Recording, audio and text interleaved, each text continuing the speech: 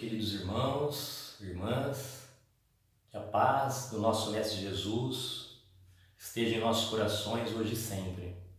Meu nome é Henrique, faço parte do Núcleo Assistencial Missionários da Luz de Ibaté e hoje estou aqui para trazer para a nossa reflexão uma passagem do Evangelho. Disciplinar o pensamento. Somos responsáveis por nossas criações mentais. Eu peço licença para começar a nossa reflexão para ler um trechinho do Evangelho que diz assim: Pecado por pensamento, adultério. Aprendeste o que foi dito aos antigos: não cometereis adultério. Mas eu vos digo que quem tiver olhado uma mulher com um mau desejo por ela, já cometeu adultério com ela, em seu coração. A palavra adultério não deve ser entendida aqui no sentido exclusivo da sua acepção própria, mas em sentido mais geral. Jesus frequentemente empregou por extenso para designar o mal, o pecado e todo o seu mau pensamento qualquer. Por exemplo, nessa passagem, porque se alguém se envergonhar de mim e de minhas palavras entre essa raça adúltera e pecadora, o Filho do Homem se envergonhará também dele quando vier acompanhando dos santos anjos da glória do seu Pai. A verdadeira pureza não está somente nos atos, mas também no pensamento, porque aquele que tem o coração puro não pensa mesmo no mal. Por isso, foi isso que Jesus quis dizer. Ele condena o pecado mesmo em pensamento, porque é um sinal de impureza. Nossos pensamentos exercem uma influência muito grande em nossas vidas, muito grande. E atitudes. Nós somos responsáveis por tudo que criamos através do pensamento. Temos o poder de mudar o padrão vibratório de qualquer ambiente através dos pensamentos, tanto para o negativo ou para o positivo. Por isso a importância de estarmos sempre atentos, sempre alertas, para que os ambientes que frequentamos fiquem leves e equilibrados. Nós precisamos exercitar o costume de boas leituras, bons livros, procurar selecionar o que falamos, o que fazemos. Podemos dizer que tudo isso é uma questão de escolha. Escolhas de bom costume, amigos, ambientes saudáveis. E com isso, vamos nos equilibrando e educando nossos pensamentos, controlando e não sendo controlados, e assim não deixando os nossos pensamentos nos escravizar.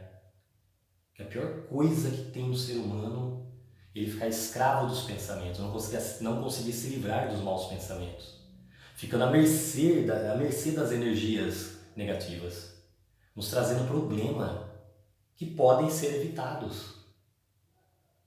Depressão, desespero, ansiedade e o pior, doenças mentais que na maioria das vezes são irreversíveis na visão dos médicos aqui da Terra. Porque uma vez perdido o controle, dificilmente serão consertados. Porque nossos pensamentos serão invadidos de coisas ruins, negatividades. E essas energias negativas aproveitam da nossa fragilidade no momento e mudam o rumo das nossas vidas. Por isso as recomendações do Evangelho de Jesus. Orai e vigiai. Como? Se conectando com Deus, nosso Pai, Jesus, nosso Mestre, nossos anjos de guarda. No livro Pensamento e Vida, Emmanuel diz assim: nosso pensamento cria a vida que procuramos. Nosso pensamento cria a vida que procuramos, através do reflexo de nós mesmos, até que nos identifiquemos um dia no curso dos milênios com a sabedoria infinita e com o infinito amor que constitui o pensamento e a vida do nosso Pai. Frase que já dá o tom da conversa. já deixa claro para todos nós que aquela imagem, a imagem que tínhamos do Criador, de um grande senhor feudal, ou de um rei medieval que aponta o dedo e julga as criaturas, ou que estabelece uma linha, uma lista de itens proibidos e de itens permitidos, essa figura não atende mais os anseios do ser humano moderno. As criaturas do mundo de hoje anseiam por uma evolução do pensamento religioso, por uma nova concepção de Deus e de suas leis. Os corações anseiam por um novo tipo de relacionamento com a divindade. É para esses corações que buscam algo diferente que Emmanuel disse essas palavras. Não estabelecendo uma lista moralista. Ele diz que o nosso pensamento cria a vida em que vivemos. Nossos pensamentos criam a vida em que vivemos. Muitos de nós acreditam que o pensamento é apenas uma elaboração do intelecto, um fruto da inteligência. Portanto, todas essas questões, todas relacionadas aos nossos sentimentos, ao nosso estado emocional, às nossas relações afetivas, estariam de fora, mas não é assim. Emmanuel deixa bem claro que para os espíritos, pensamento é algo palpável. Pensamentos é uma espécie de fluido, uma matéria mesmo, que flui do espírito como a água flui de uma cachoeira. Flui do espírito como a água flui de uma cachoeira. E o pensamento é composto de todas as nossas ideias, de todos os nossos conceitos, de todas as nossas crenças. Portanto, de tudo que está relacionado à nossa inteligência, ao nosso intelecto, mas também todas as nossas emoções, aliás, são sentimentos, emoções, sobretudo sentimentos e emoções que nós sequer temos consciência deles, que dão cor e vida aos nossos pensamentos. O pensamento é um tipo de energia magnética ou gravitacional, que repele e atrai tudo que está em sintonia com ele. É o que dá o tom do pensamento e o conteúdo emocional dele, não é intelectual. Portanto, quando Emmanuel diz que nosso pensamento cria a vida que procuramos, ele não está dizendo apenas as suas ideias. A proposta é mais profunda. Por essa razão, o Espírito da Verdade, o Evangelho segundo o Espiritismo, capítulo 6, o Cristo Consolador advertiu: Espíritas, amai-vos, eis o primeiro mandamento. Instruí-vos, eis o segundo. Na verdade, amando e instruindo, estamos aperfeiçoando nossos pensamentos. E são nas questões emocionais que estão os maiores desafios do nosso desenvolvimento e do crescimento do espírito. A doutrina espírita teve o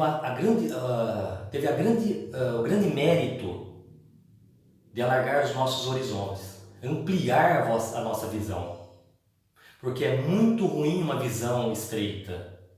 Quanto mais estreita a nossa visão, mais frágil é o nosso caminhar. Quanto mais estreita a nossa visão, mais frágil é o nosso caminhar. Mais frágil é a nossa decisão. A nossa vida passa a conter dificuldades que não se sustentam. Dependendo do tipo de experiência vivida pelo Espírito,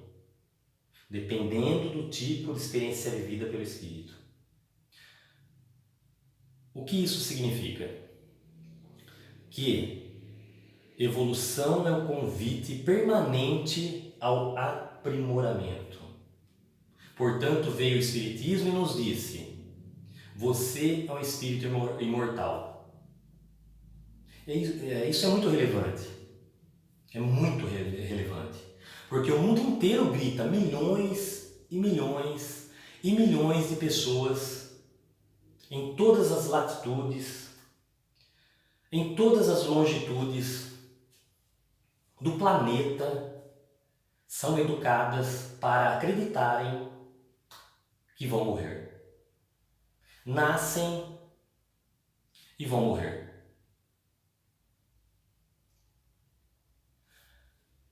E diariamente, se despende do mundo das mais suntuosas metrópoles aos mais acanhados interiores, vilarejos, vilas, criaturas que chegam ao mundo espiritual desavisadas, como se fossem cegas, tateando nas sombras, porque viveram acreditando que morreriam e, portanto, fizeram escolhas provisórias. Porque se você acredita que vai morrer, as suas escolhas são limitadas. A sua vida, a sua visão não é de longo alcance. Você vive de uma forma acanhada. Você vive com medo, inseguro, com sentimentos de fatalismo, tomado por uma tristeza inconveniente, que insiste em apontar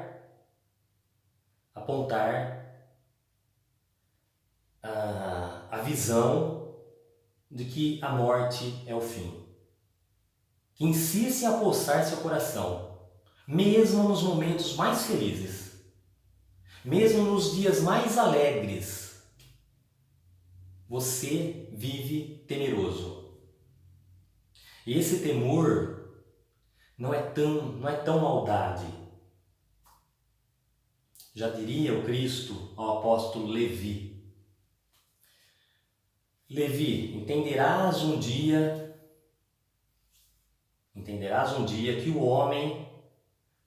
que os homens são mais frágeis que perversos. Essa crença de que vão morrer fazem as criaturas fecharem em si mesma e serem tomados por um sentimento de conservação. Elas precisam acumular.